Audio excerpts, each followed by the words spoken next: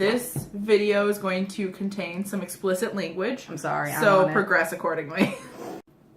Hi everybody. Welcome back to Amber Unabridged. Today, I don't know if you can tell, but there's something a little different going on. Oh, do you want me to say like your actual name or your author name? Oh, that's a really good.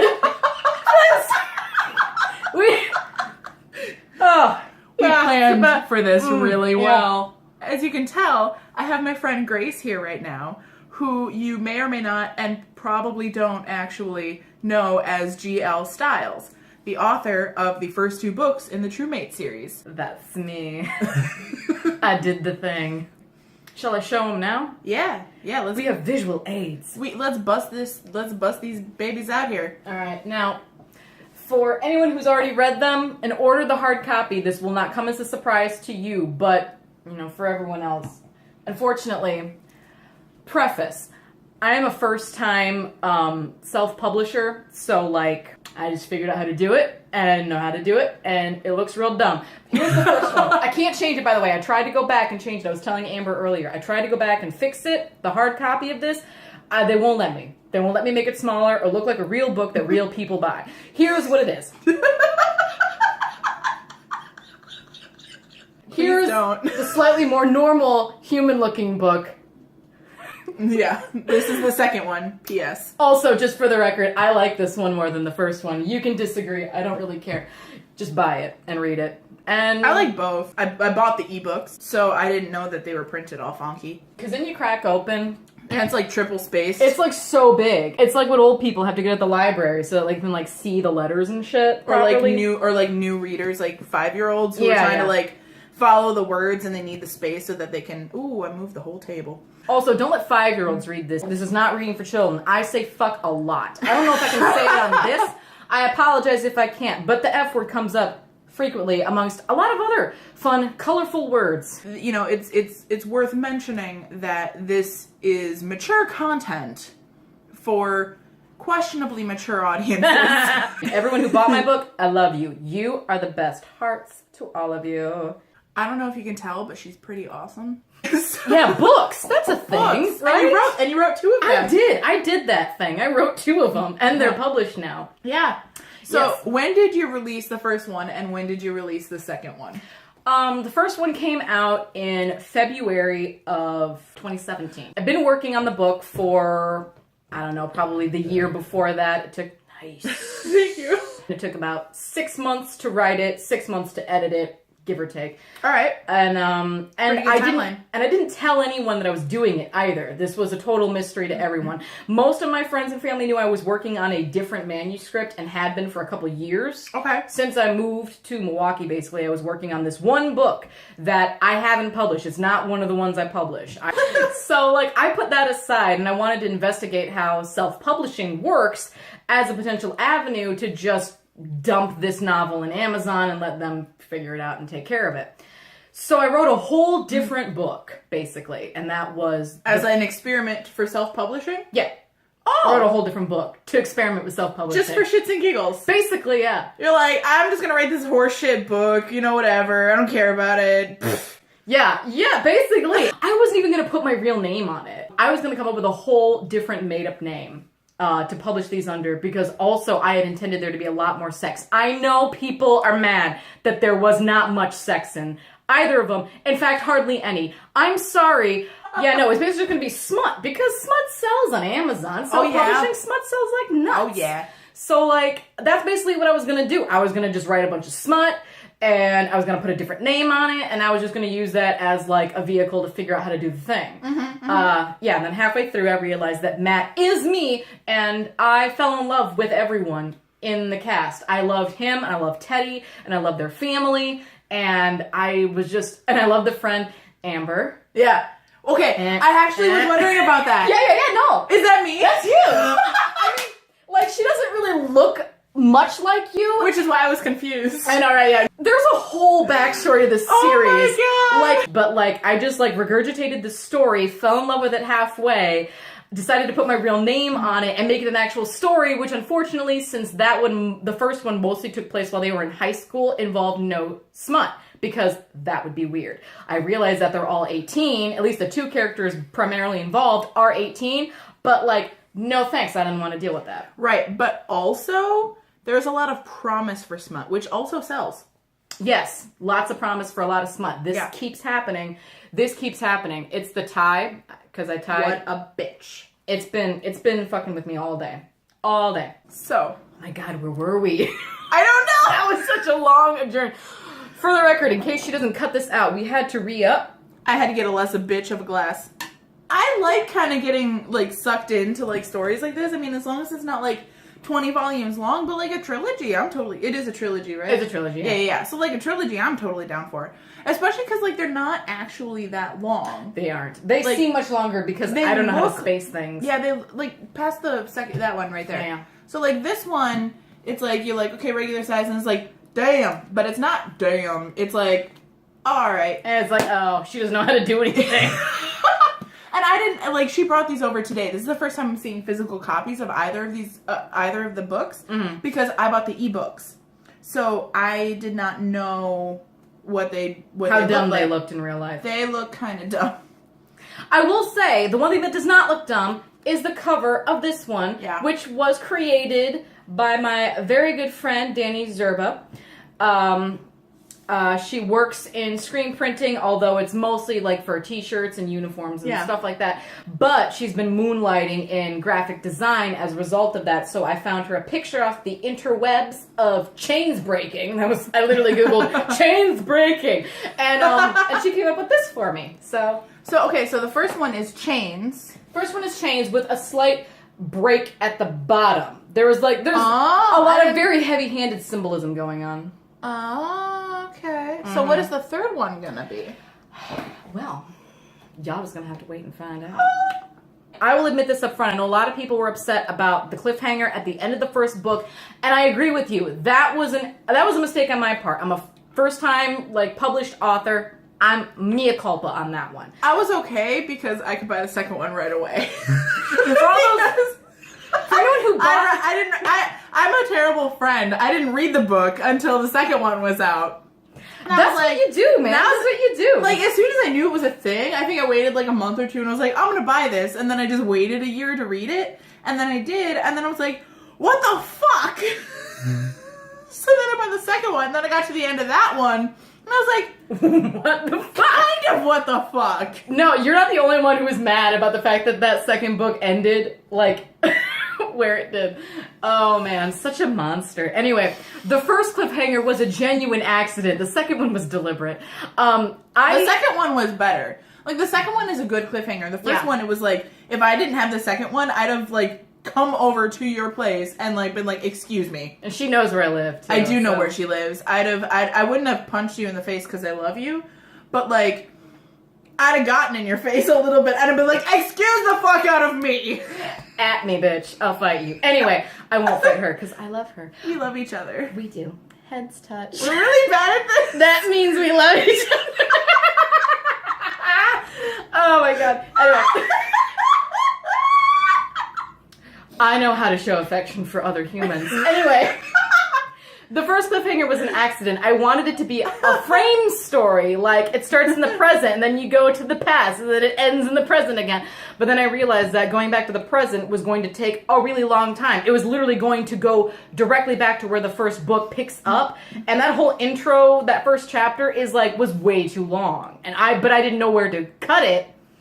Back at the Astoria Hotel swank-ass business adventure thing. I just kind of decided to cut it there because I didn't know how to bring it back to the present, honestly. But I feel like I really could have figured out a better way to do it if I just given myself more time. But this was literally a shot in the dark kind of a thing to do. So I genuinely didn't think anyone was going to read it outside of my immediate family and my friends. Right. I saw some of those reviews on Goodreads. Some of them were good. Some of them were not good. So I didn't see the bad ones. There were a couple. I found some. They were upset because they didn't understand exactly where... They didn't understand how Teddy wasn't related to Matt. So they're idiots. Basically, I was like, pretty sure I said real early on he was extra adopted. Yeah. And doesn't actually resemble anyone in the family. Super adopted. He's blonde with lavender eyes, which aren't real. I know that they're not real.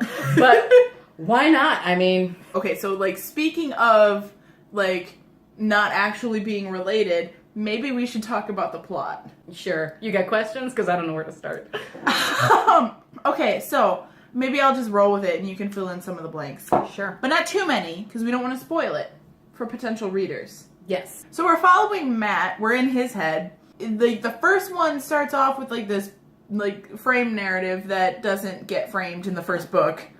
It just kind of ends in the flashback real quick, out of nowhere. Sorry. Yeah. It's not things that friends do, normally. We're weird people. It's fine. I'm gonna also drink some wine. Okay, so Matt, you know, he's just like, blah, blah, blah, whatever, my boyfriend's a bitch. Like, he is. I knew that instantly. I did not want him necessarily to be a bitch, but he absolutely ended up being one. That is, I fell victim to trope. I didn't want to go to the rom-com. I did. I had a moment of weakness. I'm sorry. I'm real sorry, guys. It's fine. I'm just pissed he didn't figure it out sooner. I know. I'm always pissed when they don't figure it out sooner. Like, well, that's kind of, and I'll get your into boyfriend's that. a bitch. It's all like blah, blah, blah, adult time, being businessy, whatever bullshit. Yep. Boyfriend's a bitch.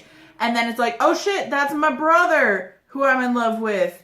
But what? Right? That's weird. It's super weird. I have a thing for you. Remind me that that's happening. A question. Right. No, okay. I'm doing it now because I'll forget. Why are they stepbrothers? Why is that a thing? Because I know that they're not related, and I'm like, okay. But, like, why? I know. It's weird. Part of it literally was originally just the titillation. However, because I know some people, they got kinks, man. I'm not shaming anybody. They can do whatever they want with that shit. And part of that, and it does get dealt with. It's not like the family, like, would be cool with that. Like, there's issues, and they will be addressed, absolutely. And the third one. Yes. All right. And the third one. These things people are curious about or worried about or, like, squicked about, like, there will be discussions about it later. Right on. Partly why I did this was it has to do a little bit with how true mates work in the universe, which hasn't gotten discussed in an incredible amount of depth yet, but will in the third. A lot of promises are hinging on this last book. I've got to really hit it out of the park this time. And if you don't, you will hear words. I will. Many from her. And I'm sure a lot of you. Maybe, if you read it. But which you should. But, yeah, no, that all gets addressed. But also, like, true mates can happen to almost any type of people. And they can, in fact, even be platonic. It's just not in this case. And if they had ever met outside of the rubrics of being family, it would probably, in Matt's case, still be the same. Teddy would inevitably still be his true mate, whether they grew up together or not. Right, but now there's also, like, a deeper emotional connection because they spent so much time together. Exactly. Okay. Part of that also is because of how I got the idea for the story in the first place, which I will try and get through real quick here. Many, many years ago, when I was still in middle school through high school, I was entrenched in writing this really long-winded fan fiction for Harry Potter, of all things. I know, weird sidebar there. The timing works out. The character that I actually made up is, and if you've read the book, you'll recognize this name, Zach Lamart. He was the first one I made up, and he is Matt's dad, and also Teddy's, I guess. I worked through that character through all 7 books, and by the end of it, he'd been married, Raven. He had a son, Matt, and I always figured, and Lupin and Tonks' kid, Theodore / Teddy, he shows up in the epilogue of the 7th book. I figured, I didn't know who would raise him, right? Like, that's how I kind of spitballed this. And although Harry's his godfather, he was 17 at the time that this baby was orphaned. He's not raising that kid. He's homeless and he has no job. I'm just saying. 17 straight out of a war and you killed a dude, like You maybe killed don't the single dude. Maybe Yeah. don't raise a baby is all I'm saying. So like my imaginary character, I decided was gonna like adopt that kid and raise it because he was about the same age as the kid I decided my own made up character had. So that's Matt and Teddy in the universe being stepbros.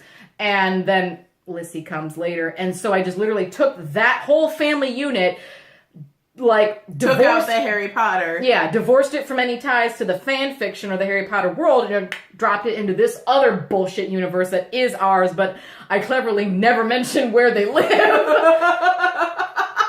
Here's the thing. It doesn't really matter. Like, you just fill in the details or you don't, and it doesn't matter because, like, you're still really invested in the characters. I get a little in the weeds about where they live because I literally put them in my current parents' home in Oconomowoc. That's where Zach and Raven end up living eventually. That's not where they live in the first book. Not the point. But yeah, that's why step-siblings, actually, because I'm lazy and this was supposed to be a bullshit book. So I just picked up a family unit and characters that I already knew from a thing I'd already worked on and dumped them into this Alpha Omega verse, whatever. I read a lot of fan fiction, you guys.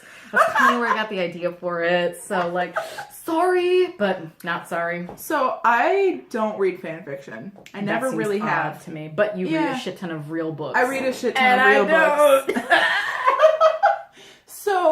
So for me, this whole experience was just like, what is happening? Oh, okay, now I understand. Whoa, okay. You wanna know what's wild? My mom read these books. She's not familiar with the Omega-verse, as it is known in some circles. Which I am also not familiar with, but I can roll with it. I can roll with it. Shit happens every day. That's literally my explanation for anything. She like it? She does, actually. Yeah. She legit likes it. So that means you should read it. My mom's seal of approval. So, Matt's always had a thing for Teddy, and then, like, there's this whole Omega-verse thing that you just said is the word for that thing, right? Yeah, that's the accepted term in certain circles. I'm learning. There's primary gender. Yeah.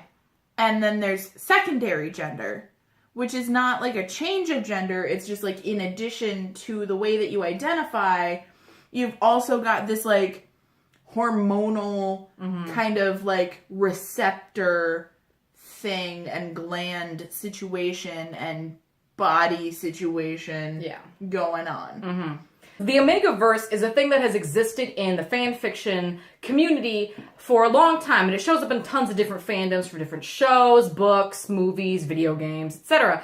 And it's kind of become a sandbox idea where people will pull different ideas that they like from it. They'll add their own to it. Some of them will be a lot more animalistic about it. Some of them will focus more on real world and the real world consequences of that. Like some of the more well thought out stories. My version of the Omega-verse is obviously very entrenched in the real world. Right. And it has kind of real world ramifications. It's a little bit to follow, but honestly, like, for me, not being familiar with this universe, not being familiar with fan fiction, I felt that it was explained really well in a way that I was able to follow and understand. I wasn't 100% on that, but I'm glad to hear feedback, at least from you, that it was understandable. It was a situation where I was really confused at first, but it's just like any story, right? Like, you're in a new world that has to be built. You're in a universe that has to be explained. You're described characters that have issues that you don't know anything about. They're like, blah, blah, blah, I have this issue. And you're like, about what? I don't know you yet. So, like, it's just like any other story. And when I was actually thinking about that as I was reading it, I was like, okay, I don't understand what's going on. I'm really confused. And a little bit later, I was like, oh, this is being revealed, like, on a really good timeline. Like, the way that you drop the details and explain it as you're going, I felt were really... It wasn't just like, oh, and then here's the thing, and let me just info drop. Yeah. I hate when people do that. I'm always worried about the info dump. So I was reading Fellowship of the Ring as my physical book when I started the series, and like, I was reading this on my phone. And when I read ebooks on my phone, I tend to read it, like, on my lunch breaks. I read it when I'm stuck in line somewhere. Like, I read it kind of casually here and there in little snippets. Yeah. But then it got to a point where I was like, okay, but, like, what happens next, though? And so then I was just like, fuck this other book. I need to know what happens next, though. And I love that. Makes me so happy. I know, I thought you'd appreciate If my shirt isn't an indication. You can't really see, but like the inside here of the cup is actually the glyphs on the one ring. I did not see that earlier. Mostly because I don't look at your boobs like that. Well, you should. I know, they're great. I had literally sat in that chair for like hours reading because I was just like, I need to know what the fuck is happening. When is this gonna? And then I got to the end and I was like, son of a bitch. Anyway, so there's this whole gender thing, and there's these, like, adopted stepbrothers. There's a thing, but you only know for sure that one of them is interested. The other one may be, but he might not be. You don't know. And then there's, like, this whole biology aspect, and then the whole point of the series, right? It's the True Mates series, which means that when, like, there are some people that once they have their secondary gender, they are biologically, like, just, like, connected to somebody else. Like, there's these two Potentially. Potentially. Not everyone always runs across their true mate. Right. When they do, it's kind of like a lightning bolt. He only really guesses it because Teddy's the only person he's ever been interested in, even at a point in his life when he wasn't physically capable of, like, arousal. His capacity to feel and experience arousal and sexual interest in other people was stunted because of his late development. So he assumed, or kind of like knew internally, that it was Teddy was his true mate because he was the only one that he felt the closest thing he can feel to arousal or sexual interest in and romantic feelings for his whole life. And granted, he's been in school, he's been in high school, he's been around all these other alphas, betas, even omegas, and no one ever grabbed his attention like his stepbro did. And this gets kind of reinforced in the second book because they've been apart for 13 years. Yeah. Like, it would be super creepy if they got together while they were in high school, which is one of the reasons I obviously didn't want to do anything with that, because and I appreciate you not being creepy. I try my best. A lot of this will get discussed in the third book, but one of the things is that long period of separation allowed them to develop into different people outside of the influences of the family that they shared. I felt that there was a certain point, and I won't spoil it, but there was a certain point where it became really obvious that, like, they were definitely true mates. He's going about and he thinks that, like, there's just it's just him. And, you know, the way that you wrote the first one, it's kind of like, he's gotta have feelings. But, like, what if he doesn't? Like, you don't know. And then that happens, and then it's just like, oh, shit. There's a thing there. There's a definite thing. It was very tense, and then it ended, and then you had to read the second one. Also in the third book, Matt has to go to therapy. Oh. It's rough. I see why he would need to. He soups needs to. One of the things I decided why he wasn't gonna, nothing was gonna get resolved in the second one is because a relationship doesn't heal all your problems. Neither does romance, neither does sex. He needs to work through the stuff up here before he commits to literally anyone. That's fair. He's got a lot of issues to work through. Oh, yeah. Just like most of us. I just remember texting you as soon as I finished it, just like, all right, so you're the third one's out tomorrow, right? You're like, yeah, right? Sure, why not? Yeah. You know, honestly, like, I wish I could come out with them faster, and I can definitely do more to try and speed up the process. Like, I will do what I can, but I'm sorry. Like, I work a full-time job. It is rough. Like, I'm not gonna lie. Like, I am not solvent. Like, I can't just, like, screw off to, like, a cabin in the woods and just crank this out, you know? Like, so I do it in my off time. So what you're saying is you need more people to read your books and put the pressure on. What I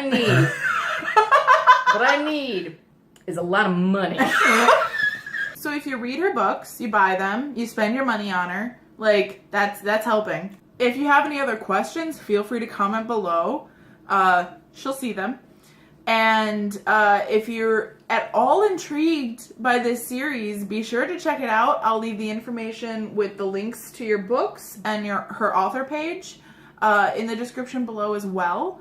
If you've read them, comment and let us know what you think. If you haven't read them and want to, let us know that you're interested. And then definitely check them out. I really dug them. And if this is your first time checking out her channel, go ahead and subscribe. Check out more of her stuff, the episodes she's already done, the things coming up. She's got a lot of books up and coming. I try. But yeah, so thanks for being on my channel. I'm so happy. Thank you for having me. This is a fun time. And I thank you all for watching and joining us. And remember to read responsibly.